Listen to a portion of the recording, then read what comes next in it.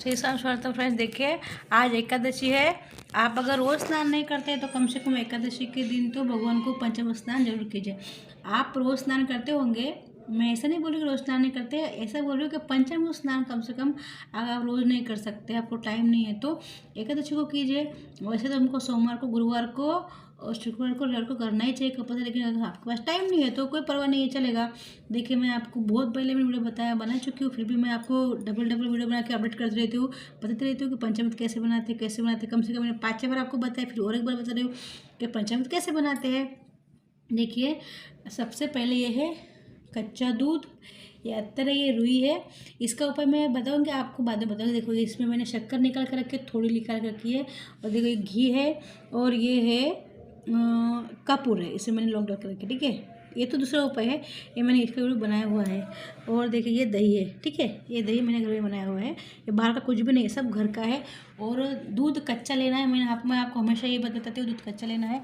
अभी आपको सबको मिक्स करना है तो सबको मिक्स कर सकते हैं। अगर आपको सबको मिक्स नहीं करना है तो आप स्टेप बाय स्टेप ऐसा भगवान के पास स्नान कर सकते हैं। देखो आप मिक्स करेंगे तो भी वही पंचामृत माना जाएगा, और मिक्स नहीं करते तो भी पंचामृत ही माना जाएगा, ठीक है।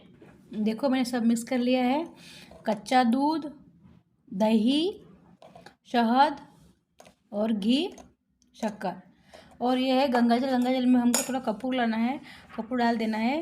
कपूर इसलिए डालना है कि हमको सुवासित जल से भगवान को स्नान करना है, इसलिए हम कपूर डाल देना है। कपूर अच्छा वाला होना चाहिए, अच्छे क्वालिटी का होना चाहिए।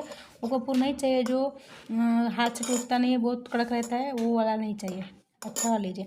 आज एकादशी के दिन हमको 3 काम अवश्य करने चाहिए। एक तो होता है हवन, दूसरा होता है भगवान को पंचामृत स्नान, और हमको विष्णु सहस्त्रनाम का पाठ करना चाहिए। अगर आपको आता है तो गीता का, जिसका भी आपको आता है। हमारे घर में 3 वस्तु होनी चाहिए, गीता होनी चाहिए, गौ माता होनी चाहिए, और हमको हमारे गंगा जल अवश्य होना चाहिए, ठीक है। तुलसी की पूजा आज जरूरी कीजिए।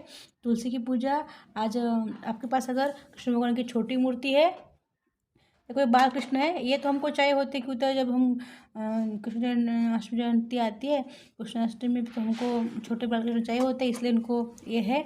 और ये इसलिए चाहिए होते हैं बड़े वाले कि हम पूर्णिमा आती है तो पूर्णिमा के दिन और इन तिथि में हमको इनको स्नान करना पड़ता है। जैसे कि लक्ष्मी सत्र बोलते हैं तो इनके ऊपर बोलना पड़ता है, लक्ष्मी सत्र भी हम इनके ऊपर बोलते हैं ना, इसलिए ये मूर्ति हमको अवश्य चाहिए होती है, इसलिए हमने ये ला के रखी है, ठीक है। और हम कोई पूजा करते तो प्रथम पूजन हमको गणेश जी को पहले पूजना पड़ता है, इसलिए हमारे पास गणेश जी है। तो हम सबसे पहले हम किनका स्नान करेंगे? गणेश जी का, ठीक है। मैं करके दिखाती हूँ। और आपको गणपति चतुर्दशी आता होगा तो उससे कीजिए, अगर आपको नहीं आता है तो हम गणपति बोल के इनका स्नान पहले करेंगे।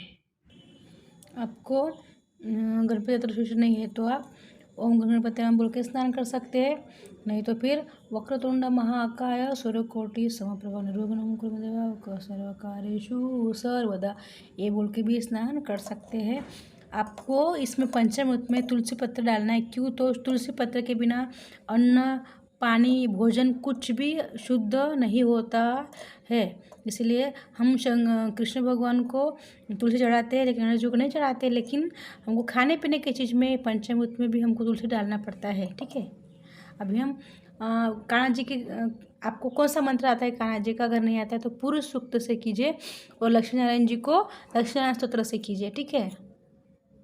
देखिए ये पुरुष सूक्त है, पुरुष सूक्त के 16 लाइन है। देखिए यहाँ 6 तक है, फिर यहाँ पे ठीक है 16 तक है, ठीक है। फिर ये बोलना है, आपको जो आता है वो मिले, आपके पास बुक नहीं है तो आपके पास जो मंत्र होगा उस सबसे कीजिए, ठीक है। अभी हमने कृष्ण जी को पुरुष सूक्त से स्नान किया, अभी ये लक्ष्मी नारायण जी को हम स्नान करेंगे लक्ष्मी नारायण स्तोत्र से। देखिए मेरे पास है, ये बुक में सब कुछ है, देखो से लक्ष्मी नारायण स्तोत्र है, ये यहाँ से देखो यहाँ तक है, 13 तक है, ठीक है। अभी ये बोलते बोलते हम इनका स्नान करेंगे। देखिए इस प्रकार से हमको तीनों मूर्ति को स्नान करना है।